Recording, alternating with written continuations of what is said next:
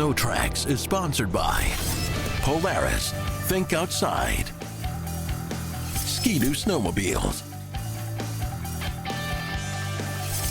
Yamaha, revs your heart, and by iPone Lubricants, exclusively distributed by Parts Canada.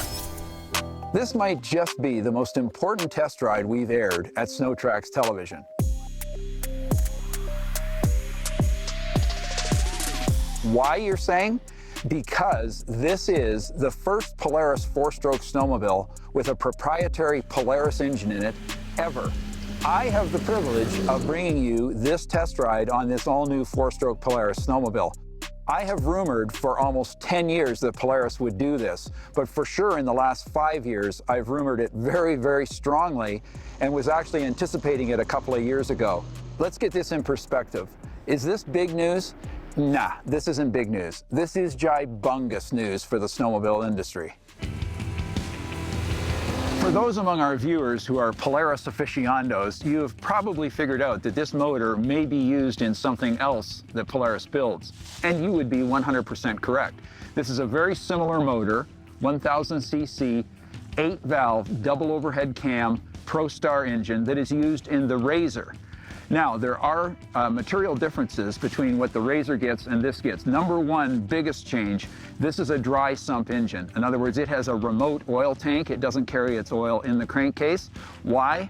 Because Polaris wants the motor, particularly the motors in snowmobiles, to sit very low in the chassis. The motor is a stellar 270 450, or some might call it 270-90. You have to talk to Polaris engineers to get the whole story on that, but that's its firing order. What does that mean? It means it sounds a bit like a Harley, and it's got a cool cadence to it, a nice rumble. The other thing that's very impressive, that firing order contributes to a natural balancing effect, but this has a gear-driven counterbalancer as well. Here's the number one question you're going to be asking us, and already are asking us, about the new ProStar. What'll she do? Polaris claims that the motor is more than 80 horsepower and less than 100 horsepower, so my calculator says it's a 90 horsepower motor.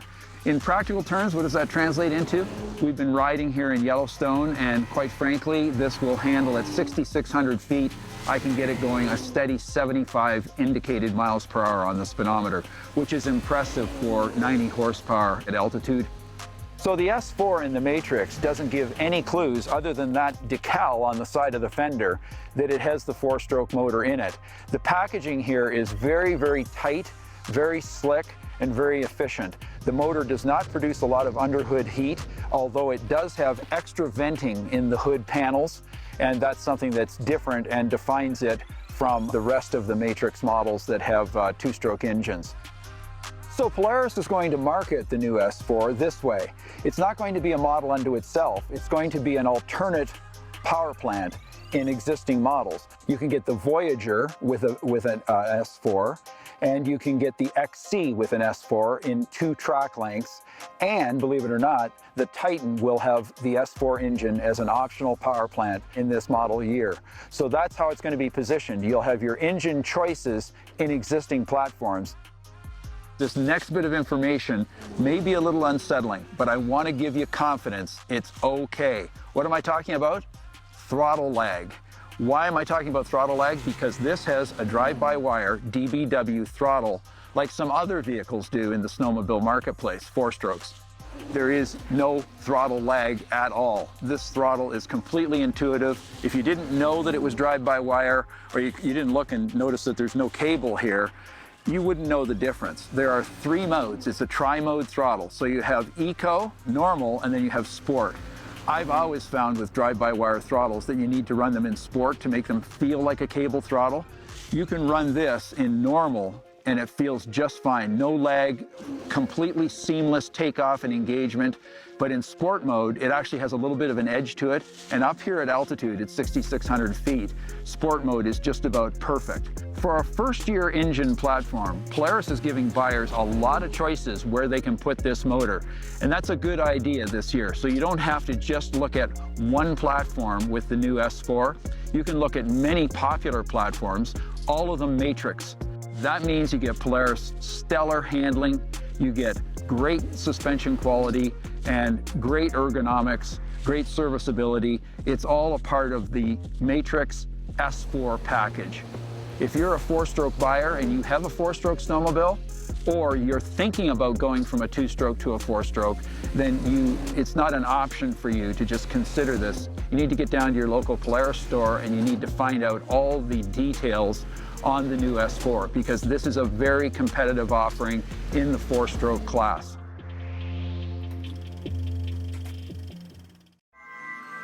SnowTrax is sponsored by Hercules Tire. Ride at our strength. You know, being able to take our sleds with us is a huge part of what we do as sledders. And in the last 10 years, we've seen a massive revolution when it comes to sled decks and the flatland market. And an absolutely beautiful option when it comes to sled decks is the Marlon Xplore Pro II. It'll fit in your 6.5 to 8 foot box no problem and lets you take 2 sleds with you wherever you go. The Xplore 2 is all aluminum, so you don't have to worry about rust or rot. And it's packed full of really functional and high-end features, like the built-in LED lights, both for driving safety as well as loading ease, factory-installed super glides and super clamp products, and the really easy-to-use 10-foot or optional 12-foot collapsible ramp.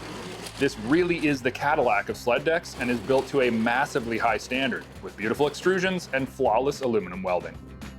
Now, if you're not in the market for a sled deck, or you just don't see the benefits of being able to take 2 sleds along with you, or maybe the price point just isn't right, the single loader from Marlon is an awesome way to take 1 sled along in the back of your truck.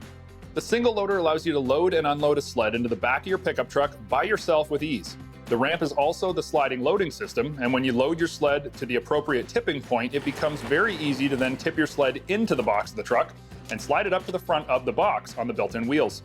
Simple and safe and very cost-effective.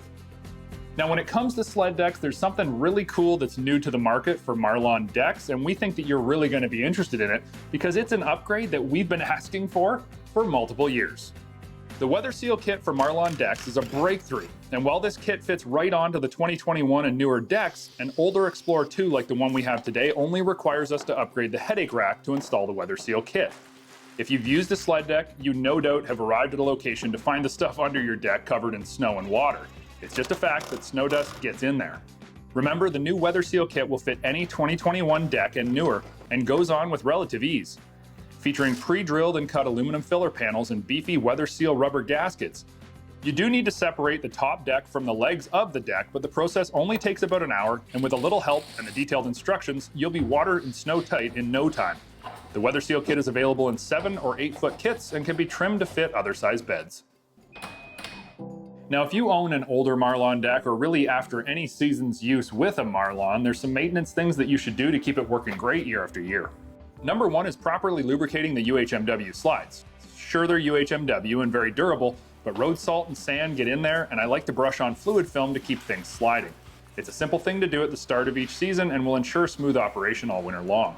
On top of that, properly cleaning the electrical connections and greasing when necessary is a huge part in keeping your lights going strong. Now, the last product I want to talk to you about is called a ramp hand, and this is a new add-on for Marlon sled decks that makes it easier to load when you're by yourself, because all of us with a sled deck know loading up on your own can be a little bit tougher. Ramp hands are there as an aid to help you load and unload easier when it's just you, but also come in handy when you get to the truck first and have a few minutes to get it all set up. Maneuvering the ramp, especially the 12-footer, can be a struggle for one person, and the ramp hands just reduce the stress and make loading and unloading an easier task. Being prepared for whatever winter throws at you is an awesome feeling, and having the equipment to be able to take advantage of every minute that there's snow on the ground is something that Marlon's been doing for us for many years. Trail Tech is sponsored by Princess Auto. Make it work. Last season, AJ did a tech story on Woody's new Maverick Shaper Bar Carbide runners. If you haven't seen that story, make sure you check it out online because he goes over all kind of interesting and useful information about what the Maverick is and why it's been designed the way it has. Today, I want to expand on that story by talking about how we at SnowTrax felt the Maverick Shaper Bar worked throughout last season in all the varying conditions we experienced. Before I get to that, though, I suppose a quick refresher would be helpful. The carbide runners bolted to the bottom of your skis actually perform a number of different functions. The first and obviously most important is that they cut into the snow, creating bite as you turn your skis, thus allowing the sled itself to turn. The other functions of the host bar, and more specifically its carbide insert, are extremely important as well. The carbide portion of the runner is designed to protect the host bar, which in turn protects your entire ski when it contacts hard surfaces such as asphalt or rocks. The carbide insert itself is responsible for providing steering bite on hard surfaces like ice. The Maverick is Woody's newest design, and it's what we put on pretty much every sled in our fleet last winter. We really wanted to put it through its paces and see not only how well it performed, but also how long it would last and just how durable it was. The design of the Maverick host bar is unique in Woody's lineup. It's the tallest host bar they offer, which means it penetrates farther into the snow and creates more steering bite than the shorter designs. It also has an interesting shape with narrower middle profile and indents on each side.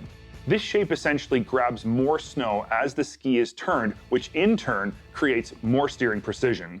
Woody's offers the Maverick with carbide inserts in 4, 6, and 8-inch lengths for the factory skis and a 10-inch version for CNA Pro skis.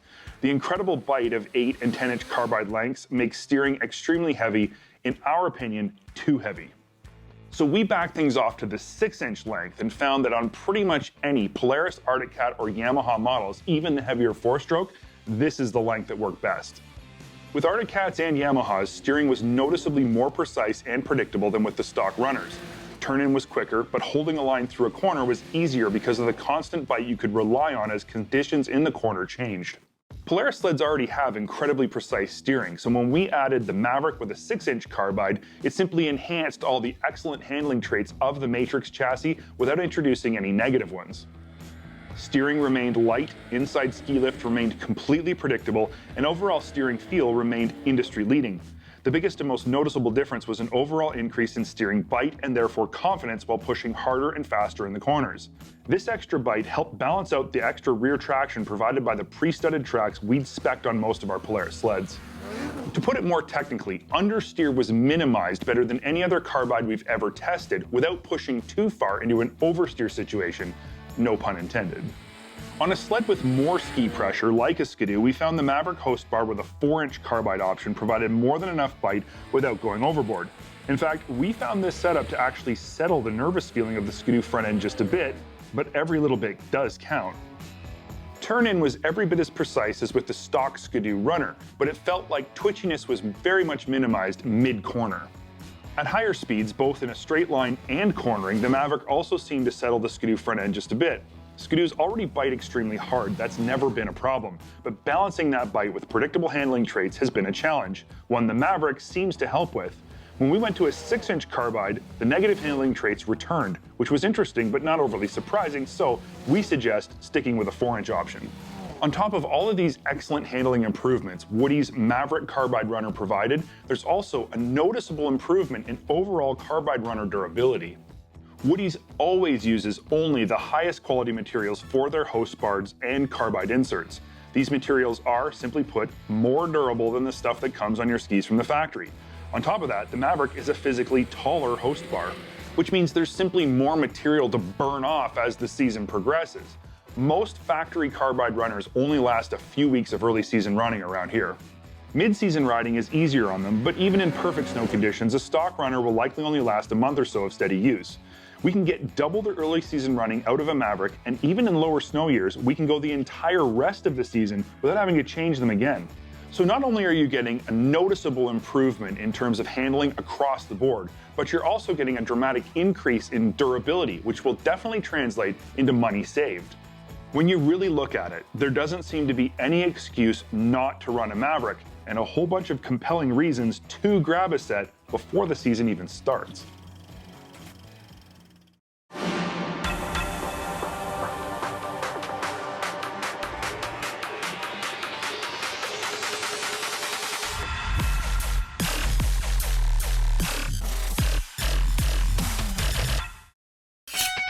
SnowTrax has been sponsored by Arctic Cat Snowmobiles,